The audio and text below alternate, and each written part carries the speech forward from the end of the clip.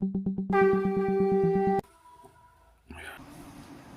प्रेम में शिशि ठाकुर परम आराध्या जगत जननी शिशि बड़मा परम पूज्य पाद शिशि बड़दा परम पूजनीय वर्तमान आचार्य शिशि दादा के श्री चरणों मेरा कोटि कोटि प्रणाम।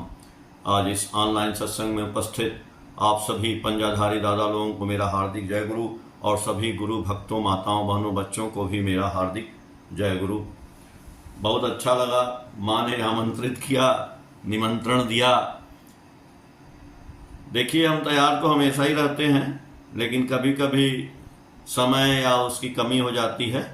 लेकिन फिर भी मैं कोशिश करता हूँ कि हम लोग जो है आपस में एक, भाई जब गुरु भाई हैं तो सब एक ही परिवार हो गया, और एक ही परिवार है तो एक ही परिवार में कोई भी जब याद करता है तो हम लोग उसको अपना ही समझते हैं। ये तो है नहीं कि नहीं हम नेपाल से हो रहा है या मुंबई से हो रहा है या सीधी से हो रहा है, कहीं से भी हो रहा है, तो ऐसी बात नहीं है। जब भी आप याद करेंगे, हम कोशिश करेंगे कि हम लोग ठाकुर जी की चर्चा परिचर्चा में भाग लें, और अच्छा लगता है क्योंकि हम लोग सनातन धर्म से हैं। ठाकुर जी का मैं एक जगह पढ़ रहा था, आलोचना खंड भाग 11 में, तो ठाकुर जी ने सनातन धर्म की चर्चा की है। ठाकुर जी बोले कि हम लोग सनातन धर्म से आते हैं, और सनातन धर्म का मुख्य उद्देश्य क्या है, उसका फार्मूला क्या है, वो चाहता क्या है।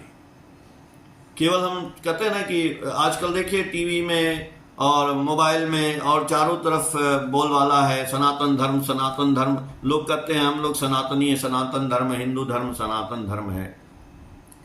तो सनातन धर्म का मकसद क्या है?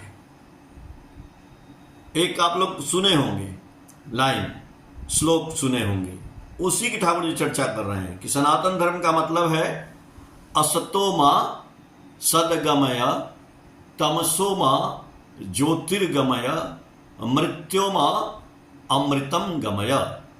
यानी ठाकुर जी कह रहे हैं कि सनातन धर्म कहता है कि असतो मा सदगमय, माने हमको मालिक प्रभु गुरु हमारे पुरुषोत्तम हमको असत से सत की तरफ ले चलिए, और तमसो मा ज्योतिर्गमय यानी अंधकार से प्रकाश की तरफ ले चलिए, अमृत्यो मा अमृतम गमय यानी मृत्यु से अमृत की तरफ ले चलिए। यही सनातन धर्म है। और वो पूरा का पूरा सनातन धर्म, यदि हम पुरुषोत्तम की शरण में हैं, हम ठाकुर जी को ग्रहण किए हैं, तो हम लोगों का वही काम है, हम लोग वही कर रहे हैं। लेकिन ठाकुर जी कह रहे हैं कि लेकिन आजकल कहते तो लोग हैं कि हम सनातनी हैं, हम असतो मा सदगमय मतलब असत से सत की तरफ, लेकिन आजकल लोग सत से असत की तरफ चलने को तैयार हैं, जा भी रहे हैं। और तमसो मा ज्योतिर्गमय यानी अंधकार से प्रकाश की ओर, लेकिन लोग प्रकाश से अंधकार की तरफ जाने को तैयार हैं। और मृत्यु मा अमृतम गमय यानी मृत्यु से अमृत की तरफ, जीवन की तरफ। लेकिन आज लोग जो है जीवन से मृत्यु की तरफ जाने को तैयार हैं। ऐसे नहीं होगा। ठाकुर जी बोले कि सबको सदगुरु शरणापन्न होना ही पड़ेगा, पुरुषोत्तम के शरण में आना चाहिए। देखिए, आप लोग जानते ही हैं कि पुरुषोत्तम हुए त्रेता युग में भगवान राम, द्वापर में हुए भगवान कृष्ण, और वर्तमान पुरुषोत्तम कलियुग में श्री ठाकुर अनुकूल चंद्र। तो बहुत से लोग गुरु किए हैं और हम लोग भी किए हैं। तो जब हम लोग चर्चा परिचर्चा करते हैं लोगों से कि भाई आप लोग पुरुषोत्तम को धारण करिए और उनकी शरण में आइए, तो लोग बोलते हैं कि नहीं हमने तो गुरु किया है, तो हम कैसे गुरु, आपके गुरु आप जो कह रहे हैं उनको कैसे धारण करें। ठाकुर जी से ये प्रश्न पूछा गया कि ठाकुर जी जब हम लोग चर्चा करते हैं ना, तो लोग यही कहते हैं कि हमने गुरु को धारण किया है। तो ठाकुर जी बोले, एक तो ठाकुर जी की वाणी आप जानते ही हैं कि बाजार घूम कर गुरु करने में निष्ठा गई जहन्नुम में, होगी क्या तेरी शंका दूर, होगा क्या कुछ लाख जन्म में। हमने बाजार घूम कर गुरु तो कर लिया है, और वो गुरु यदि किया है तो ठाकुर जी कह रहे हैं यदि वो सही गुरु होगा आपका तो वो दीक्षा देने के समय आपको बताएगा, मंत्र देने के समय वो आपको बताएगा कि मैं अभी आपको दे रहा हूं, लेकिन जब पुरुषोत्तम आपको मिलेंगे यानी वर्तमान पुरुषोत्तम को आपको धारण करना ही पड़ेगा। तो ठाकुर जी कह रहे हैं लेकिन आज के तथाकथित गुरु जो लोगों को दीक्षा तो दिए हैं लेकिन ये बात उनसे बताते नहीं हैं कि आपको वर्तमान पुरुषोत्तम की शरण में जाना चाहिए। तो लोगों ने पूछा क्यों? ठाकुर जी बोले अगर वो बता देंगे तो उनका खुद जो सदगुरु और पुरुषोत्तम बने हैं उनका बाजार खत्म हो जाएगा, इसलिए वो दूसरे को ठाकुर जी के बारे में पुरुषोत्तम की शरण में जाने देना नहीं चाहते हैं। और ये सवाल आता होगा, आप लोग देखते होंगे हर लोगों के समय आता है। आप किसी से बात करेंगे ना, बहुत से लोग आपके सत्संग में भी आएंगे, आप कहीं कथा में बैठे वहां भी आएंगे और आप बोलेंगे कि भाई ठाकुर अनुकूल चंद जी का आप लोग दीक्षा लीजिए, तो लोग बोलेंगे ना हम तो दीक्षा लिए हैं। तो वहीं पे हम लोग चुप हो जाते हैं, वहीं पे हम लोग शांत हो जाते हैं। लेकिन नहीं, उनसे ये बात बोलने की जरूरत है। आप कहीं भी दीक्षा लिए हैं, किसी भी कुल गुरु से लिए हैं, कहीं भी लिए हैं, पूरे देश में लिए हैं, दुनिया में लिए हैं, लेकिन वर्तमान पुरुषोत्तम तो ठाकुर अनुकूल चंद्र जी हैं, उनका नहीं। तो आप अपने गुरु से जाकर के पूछिए, जिससे आप दीक्षा लिए जरा एक बार पूछ करके आइए कि यदि पुरुषोत्तम आते हैं तो हमको उनकी शरण में जाना चाहिए या नहीं जाना चाहिए, पुरुषोत्तम की दीक्षा लेनी चाहिए कि नहीं चाहिए। या तो वो जानते ही नहीं होंगे, और जानते होंगे तो आपको बताएंगे नहीं। अब बता देंगे, इसलिए बताना चाहिए हर गुरु को। आप चाहे किसी भी गुरु की दीक्षा लें और लिए हैं तो जरूर पूछिएगा। मैं ये बोल रहा हूं कि जो लोग ठाकुर जी की दीक्षा के अलावा कोई भी दीक्षा लिए हैं वो अपने गुरु से जाकर के जरूर पूछेंगे कि वर्तमान पुरुषोत्तम की शरण में हमको जाना चाहिए या नहीं, उनकी दीक्षा लेनी चाहिए या नहीं। यदि सही में होंगे वो गुरु तो बताएंगे बिल्कुल जाना चाहिए। इसलिए हमें जो है, जब तक हम पुरुषोत्तम की शरण में नहीं आएंगे ना, तब तक समझ में नहीं आएगा कि असतो मां सदगमय तमसो मां ज्योतिर्गमय अमृत्यो मां अमृतम गमय। क्योंकि ठाकुर जी का ही नियम है, सबको बचाना अपने बचना, इसको ही तू धर्म समझना। तो ठाकुर जी से पूछा गया कि ठाकुर जी हम लोग दीक्षा लिए हैं तो हम लोगों को बोलते हैं कि सत्संगी हैं, जैसे आप लोग सत्संग कर रहे हैं, हम लोग सत्संग कर रहे हैं, तो हम लोग सत्संगी हो गए। तो और जो आदमी हैं जो दीक्षा नहीं लिए हैं ठाकुर जी की, तो उनको क्या बोला जाएगा? नाम सत्संगी। ठाकुर जी बोले नहीं, उनको नाम सत्संगी नहीं बोला जाएगा, क्योंकि सत्संग का मतलब होता है बचना और बढ़ना। यही ठाकुर जी का धर्म है ना। तो किसी न किसी परिप्रेक्ष्य में दुनिया का सब आदमी सत्संगी है, क्योंकि वो कोई भी काम कर रहा है, अगर वो दीक्षा लिया है चाहे नहीं लिया है, चाहे ठाकुर जी से नहीं जुड़ा है, कोई भी कर्म कर रहा है तो वो भी सत्संगी है। क्यों? क्योंकि वो बचने और बढ़ने के लिए ही वो अपना काम कर रहा है। चाहे कोई भी धंधा कर रहा है तो अपने बचना चाहता है, अपने बच्चों को बचाना चाहता है, तो बचने और बढ़ने का यदि काम करता है तो वो सत्संगी है। इसलिए उसको नाम सत्संगी नहीं बोलेंगे। आप दीक्षा लिए हैं तो उसको बोलेंगे दीक्षित, माने हमने दीक्षा लिया, और उसको बोलेंगे नॉन इनिशिएटेड, अदीक्षित, मतलब वो नाम सत्संगी नहीं, सत्संगी तो है लेकिन अदीक्षित है, उसने दीक्षा नहीं लिया है। इसलिए ठाकुर जी देखिए फर्क बताते हैं हर चीज में। इसलिए हमको क्या बोलना है, कैसे बोलना है, कैसे करना है। अब हम दीक्षा लिए, हम जो है सनातन धर्म का पालन करने लगे, तो हमको क्या क्या करना है? ठाकुर जी बोले ना, असतो मां सदगमय, असत्य से सत्य की तरफ जाना पड़ेगा, और अंधकार से प्रकाश की तरफ, और मृत्यु से अमरता की तरफ। तो इसको करने के लिए जो जो हमारे मालिक बोले हैं वो करना पड़ेगा। और मालिक ने बहुत हल्का सा आपको काम दिया है, बहुत छोटा सा काम दिया है, वो भी हम नहीं करते हैं। क्या बोले हैं मालिक? बोले हैं उषा निशा में मंत्र साधन, चलते फिरते जप, जता समय इष्ट निर्देश, मूर्त करना ही है तप। उषा निशा में मंत्र साधन, सुबह शाम हम मंत्र साधन करें, प्रार्थना करें, और चलते फिरते भी ठाकुर जी के मंत्र का जाप करें। और जब निर्देश दिया जाता है इष्ट का तो उनके काम का पालन करें। ठाकुर जी कहे कि इतना भी करने से हमारा जीवन में बचना और बढ़ना जो है सुदृढ़ रहता है। लेकिन हम यदि इतना भी नहीं करते हैं तो जानते हैं क्यों नहीं करते हैं? एक दादा ने पूछा ठाकुर जी से कि ठाकुर जी, आप बोलते हैं परिवेश के लिए काम करना, यानी अड़ोसी पड़ोसी, देखिए परिपार्श्विक बोलते हैं ना, कई जगह आता है परिपार्श्विक, आप पढ़ते होंगे। तो परिपार्श्विक का मतलब क्या होता है? परिपार्श्विक का मतलब होता है अंग्रेजी में इन्वायरमेंट, वातावरण। तो हमारे वातावरण में कौन कौन है? हमारा परिवार है, हमारा समाज है। हमारे समाज के अंदर ये वातावरण में जितने लोग हैं, जीव जंतु, पेड़ पौधा, हवा, पानी, धूप, ये सारा इन्वायरमेंट है। तो ठाकुर जी कहे इसी की रक्षा करने की बात कर रहे हैं। तो ठाकुर जी जो बोले हैं वो करना है, या ठाकुर जी जो बोलते हैं वो करना है? एक बार ठाकुर जी के पास दो लोग जो है बहस करने लगे, और बहस करते हुए बड़दा के पास गए। तो बड़दा उन लोगों को ठाकुर जी के पास ले गए।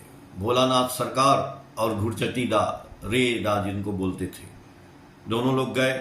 तो ठाकुर जी बोले क्या बात है?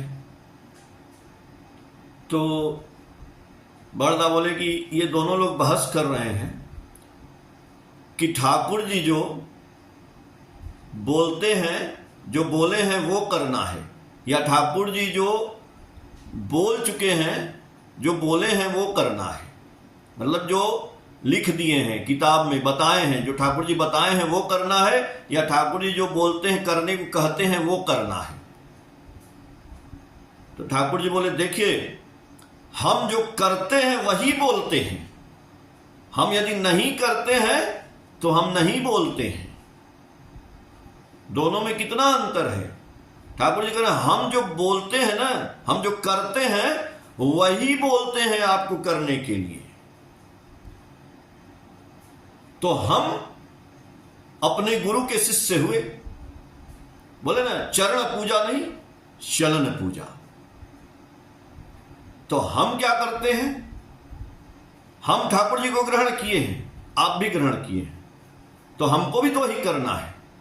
एक बार पंचानंदा ठाकुर जी के भक्त हुए, डबल एमए किए थे, पढ़ाई उढ़ाई सब छोड़ करके ठाकुर जी के यहाँ के तपोवन विद्यालय में अध्यापक थे, पढ़ाते थे। तो एक बार रास्ते से ठाकुर जी जा रहे थे, उनके साथ पीछे पीछे बहुत से भक्त लोग जा रहे थे। तो पीछे पीछे ये भी जा रहे थे। आगे रास्ते में, आप लोग सुने होंगे ये सब बातें, रास्ते में बहुत गंदा रास्ता था। तो पंचानंदा बोले कि ठाकुर जी ये रास्ता बहुत गंदा है, इधर से ना चल के दूसरी तरफ से चलते हैं। ठाकुर जी बात सुने लेकिन अनसुना करके उस रास्ते पे आगे चले गए। जब वो इस पार से उस पार चले गए तो ठाकुर जी पूछे, अरे पंचानंदा, आपके पैर में कुछ लगा क्या? गंदा नहीं लगा क्या? तो बोले नहीं ठाकुर जी, कोई गंदा नहीं लगा। बोले क्यों? आप तो बोल रहे थे बहुत गंदा है रास्ते में। तो बोले नहीं ठाकुर जी, बात यह है ना कि आपने जहां जहां पैर रखा था ना, हम लोग भी वहीं वहीं पैर रखे थे। और उसी पैर के निशान पे, कदम पे चलते चलते हम लोग बाहर आ गए। तो दुनिया का ये महाभारत, ये युद्ध, ये जीतना है हमको। इस कर्म क्षेत्र में हमको असतोमा सदगमय करना है, तमसोमा ज्योतिर्गमय करना है, और अमृतोमा मृत्योमा मृतम गमय करना है। तो जैसे जैसे ठाकुर जी जहां जहां चले हैं, जहां जहां बोले हैं, जो जो करके बोले हैं, वो करना होगा हमको। सोचे बोले करे नहीं, उसकी आशा फले नहीं। हम नाम ध्यान नहीं करेंगे और दुनिया को याचन करते चलेंगे।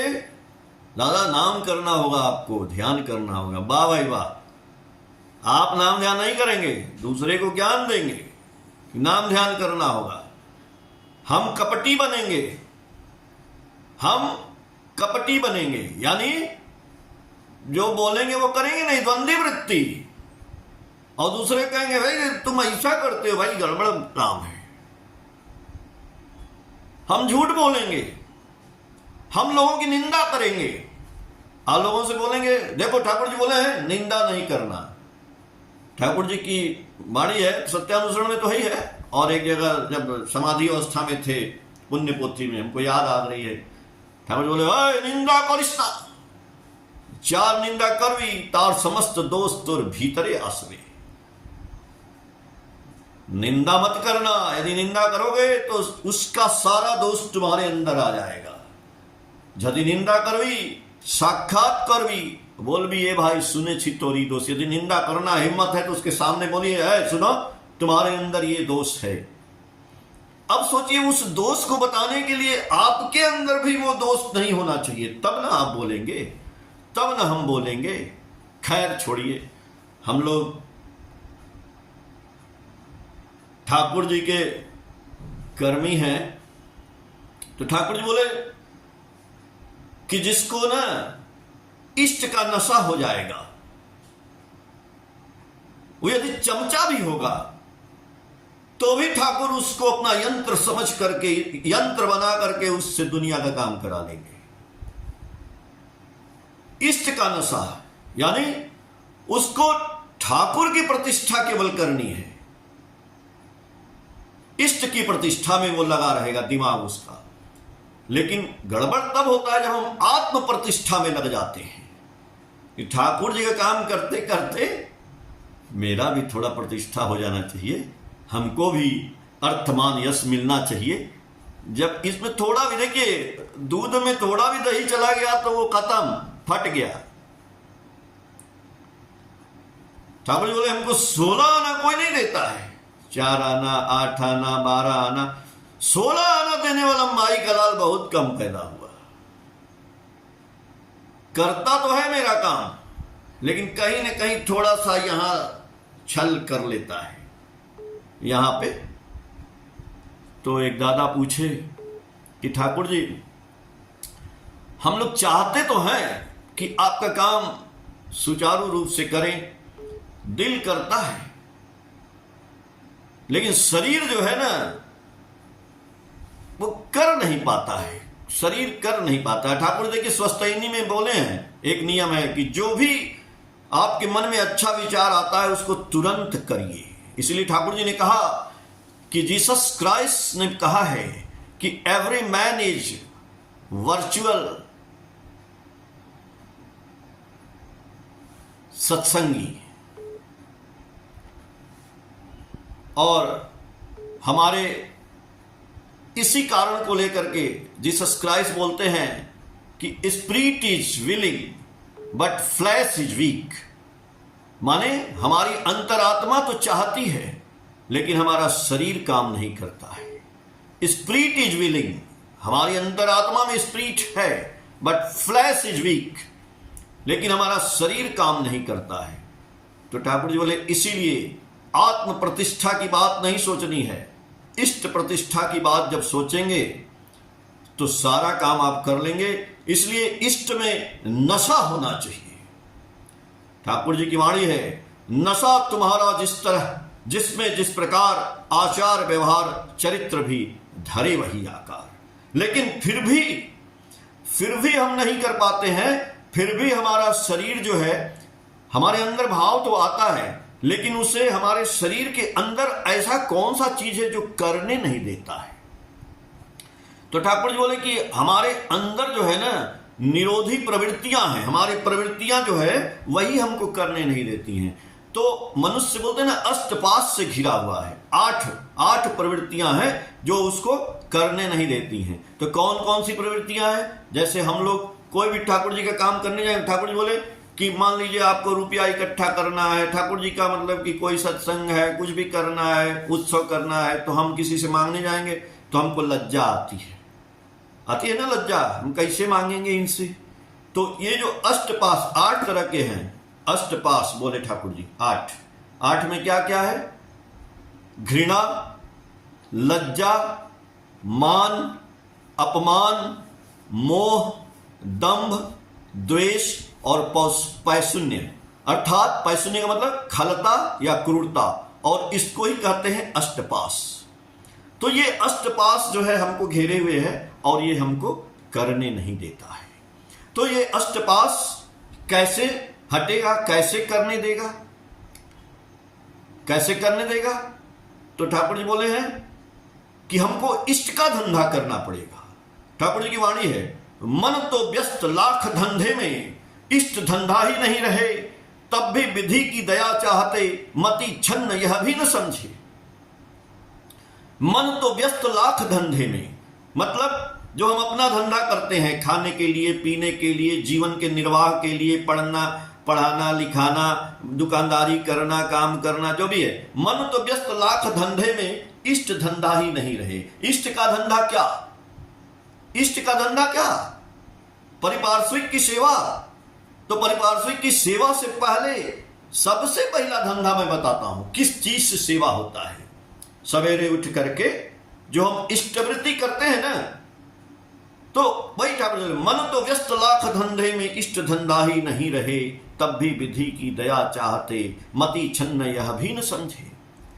तो इष्ट धंधे का तुक क्या जानो, इष्टवृत्ति पालन, इस धंधे के अचूक चलन से शांत हो अयुत जनन। इष्टवृत्ति का धंधा ही यदि माथे में दृढ़ रहा नहीं, दान करने से लाख रुपया धर्म तुझे ढोया नहीं। सबसे बड़ा तेरा धंधा इष्टवृत्ति होने से जीवन कैसे चलता देख सकोगे उसी समय से। जीवन यदि जाए रे जाए, इष्टवृत्ति छोड़ो ना, धर्म अर्थ काम मोक्ष का यह निशाना भूलो ना। आपद विपद आए जैसे भी हो प्राण, इष्टवृत्ति निश्चय लाती है सबका ही परित्राण। इष्टवृत्ति इष्ट को ही देना, नहीं देने से आएगी विपाक गंजना।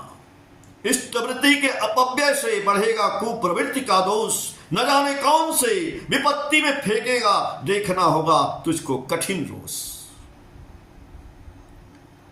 तो परिपार्श्विक की सेवा, दुनिया की सेवा और कुछ भी करना, इष्ट का काम करना, आत्म प्रतिष्ठा से निकल करके इष्ट प्रतिष्ठा की तरफ जाना, और असतोमा सदगमय करना, तमसोमा ज्योतिर्गमय करना, मृत्योमा अमृतम गमय करना का सबसे पहला चीज है सुबह सुबह जो हम इष्टवृत्ति करते हैं। इष्टवृत्ति ही इष्ट के नशा में हमको परिपूर्ण करता है। इसलिए माताओं, बहनों, भक्तों, भाइयों, इष्टवृत्ति को बड़े अच्छी तरह से पालन करिए। ब्रह्म मुहूर्त में इष्टवृत्ति करिए, हो सके तो वस्त्र को बदल करके करिए, हाथ पैर धो करके पहले नाम ध्यान कर लीजिए। ठाकुर जी बोले हैं नाम ध्यान करने को, तो क्या बोले हैं? ऐसे बोले ना, ठाकुर जी बोले कि हम जो करते हैं वही बोलते हैं। तो ठाकुर जी तो नाम करते थे, चलते फिरते, उठते बैठते, सोते, वो सूरज को देख के भी नाम, ये नहीं कि आंख बंद किए तभी नाम होगा, ऐसा नहीं है, देख करके भी नाम होगा। तो ठाकुर जी बोले कि जो आदमी खाली है वो सुबह, दोपहर, शाम, मतलब रात को उषा निशा, तो रात में भी 1 घंटा उठ करके नाम करिए, 4 से 5 करिए, 3 से 4 करिए, रोज करिए, रात को भी करिए, शाम को करिए। तो नाम तो करेंगे नहीं, तो असली चीज तो नाम ही था। हम चाहते हैं अमृत। बोले ना ठाकुर जी की एक वाणी है कि दीक्षा जानो दक्ष करती प्रीति दीप्ति करे, प्राण कूट कौशली अनुशीलन से कृति तीर्थ में कराए स्नान। तीर्थ में स्नान करना, गंगा जी जाकर के स्नान करना कि गंगा सारा पाप काट देती है, लेकिन आपको यदि दीक्षा लिए हैं और आप यजन याजन इष्टवृत्ति रोज कर रहे हैं तो आप तीर्थ में स्नान कर रहे हैं। क्यों? कि गंगा जी नहाने से पाप धुल जाता है। अगर हम गंगा जी नहीं जा पाए तो इष्टवृत्ति कर रहे हैं तो गंगा ही नहा रहे हैं, ये समझ लीजिए सवेरे सवेरे। तो इष्टवृत्ति जैसे करना है उसके नियम का पालन करना चाहिए। और आगे जो भी इष्टवृत्ति जैसे भेजना है तो भेजना है तो आजकल आप देख रहे हैं ऑनलाइन भी व्यवस्था हो गई है। तो कोशिश करिए कि ठाकुर जी जब बोले हैं कि 30वें दिन हमको इष्टवृत्ति भेज देना है तो 30वें दिन आप ऑनलाइन अपने मोबाइल से उसका प्रयास करके जोड़ लीजिए और 30वें दिन उसको ठाकुर जी के पास, क्योंकि ठाकुर जी की वाणी है ना, इष्टवृत्ति के अपव्यय से बढ़ेगा कुप्रवृत्ति का दोष। यदि इष्टवृत्ति का अपव्यय होता है तो आपके अंदर कुप्रवृत्ति आ जाएगी, आपकी वही अष्टपास वाली प्रवृत्तियां हम पे हावी हो जाएंगी। उन प्रवृत्तियों को हावी न होने देने के लिए हमको इष्टवृत्ति को सही टाइम पे भेजना है। और जिस दिन भेजेंगे 30वें दिन, उस दिन हमें भ्रातृभोज भी देना पड़ता है। बहुत से आदमी नहीं जानते हैं भ्रातृभोज क्या होता है। यानी हमने गुरु जी को इष्टवृत्ति भेजा तो उस दिन अपने कोई गुरु भाई को या अपने परिवार में भी गुरु भाई लोग हैं तो उनको कुछ ला करके खिलाइए, भ्रातृभोज दीजिए। नहीं खिला सकते हैं तो 2-4-5 रुपया उनको दान दक्षिणा भी देना चाहिए। हाँ, मातृवृत्ति भी करना चाहिए, पितृवृत्ति भी करना चाहिए। ये भी ठाकुर जी बोले हैं कि माता पिता हैं आपके तो मातृवृत्ति पितृवृत्ति भी करना चाहिए। जैसे गुरु जी को दे रहे हैं वैसे माता पिता के लिए भी अगर 1-1 रुपया कर रहे हैं तो 1-1 रुपया माता पिता के भी नाम पे रोज निकालिए, उनको भी दीजिए, उससे भी कल्याण होता है। तो ठाकुर जी जो करके बोले हैं वही करने को बोले हैं। ये नहीं कि ठाकुर जी जो किए नहीं है वो बोल रहे हैं। और ये हम लोगों को भी करना है कि हम लोग आज से, अभी से अगर हम वैसा करते हैं तभी बोलें, तभी हमारे बात का असर पड़ेगा, वरना नहीं तो असर नहीं पड़ने वाला है। इसीलिए इष्ट नशा की डोरी धरकर, ठाकुर जी की एक वाणी है, इष्ट नशा की डोरी धरकर डूब गए तल अचल तल में, अमूल्य रतन धर संग्रह कर ले, सत्ता डोले स्वस्ति दल में। जानते हैं समुंदर के अंदर जो है वो सीप होता है ना, सीप में मोती बनता है तो बहुत गहराई में होता है। तो जब आप उस मोती को कोई आदमी निकालने जाएगा ना तो इतना गहरा होता है कि नीचे जाएगा तो मोती लेकर के ऊपर नहीं आ पाएगा, उसी में मर जाएगा। ऊपर आते आते सांस उसकी खत्म हो जाएगी। लेकिन ठाकुर जी ने इष्ट नशा, वैसे ही इस दुनिया से मोती निकालना है।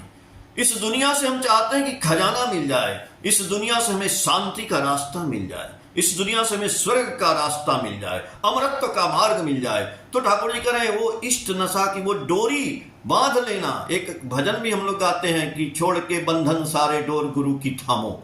तो वो डोर गुरु की थाम करके तब हमको समुद्र में कूदना है। यानी डोर गुरु की थाम करके इस दुनिया रूपी समुद्र में कूद जाना है। और चाहते हैं कि हमें धन अर्थ मान यश मिलेगा, लेकिन वो डोरी बंधी रहेगी, समुद्र में कूदेंगे और वो मोती रहेगी तो वो डोर से प्रभु हमको खींच लेंगे ऊपर, तब वो मोती निकलेगा।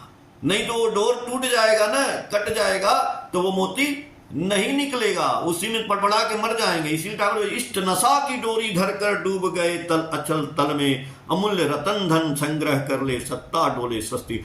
इष्ट नशा की डोरी धर के जब आप कूदेंगे तो आपके पास अर्थ मान यश सब कुछ आ जाएगा। इसीलिए ठाकुर जी बोले अय तुई की चास धर्म अर्थ काम मोक्ष, यदि सब चास किच्छु पाविना, किच्छु ना चास आमा के चास, एक धर्म अर्थ काम मोक्ष तुम्हार पीछने पीछने घूरे बेड़ावे। ठाकुर जी बोले ना सत्यानुसरण की अर्थ मान यश पाने की आशा में मुझे ठाकुर बनाकर भक्त मत बनो। लेकिन जब भाव जी ठाकुर जी को समाधि लगी थी तो ठाकुर जी बोले तुम क्या चाहते हो, धर्म अर्थ काम मोक्ष, यदि ये सब चाहते हो तो कुछ नहीं मिलेगा। कुछ मत चाहो, केवल हमको चाह लो, ठाकुर को चाह लो। जब ठाकुर ठाकुर करें कि हमको चाह लोगे तो धर्म अर्थ काम मोक्ष तुम्हारे पीछे पीछे घूमेगा। तो ठाकुर जी बोले यदि आमा के पेते चास यही सर्व जीव के भालोवास। फिर आ गया ना, यदि हमको पाना चाहते हो, हमसे प्रेम करना चाहते हो तो पूरे जीव को, दुनिया के जगत को पालन करना होगा। इसलिए ठाकुर बोले निजे स्त्री के भालोवासे अब पर के भालोवासे ना से आमा क्यों भालोवासे ना। जो अपनी पत्नी को बहुत प्यार करता है और किसी दूसरे को, अपने पारिपार्श्विक को, अड़ोसी को, पड़ोसी को, मित्र को, रिश्तेदार को, भाई को, बंधु को, इस जीव को, जगत को प्यार नहीं करता है, ठाकुर जी बोले वो हमको भी प्यार नहीं करता है। इसलिए हमको प्यार करने का मतलब है पूरे जीव जगत को प्यार करना। और तभी आएगा हम लोगों का असतोमा सदगमय और तमसोमा ज्योतिर्गमय मृत्युमा अमृतम गमय। और यही है सनातन का उपदेश जो ठाकुर जी ने आलोचना खंड 11 में बोला है। सबको मेरी तरफ से जय गुरु। आप सभी लोगों का ठाकुर जी मंगल करें। जय गुरु।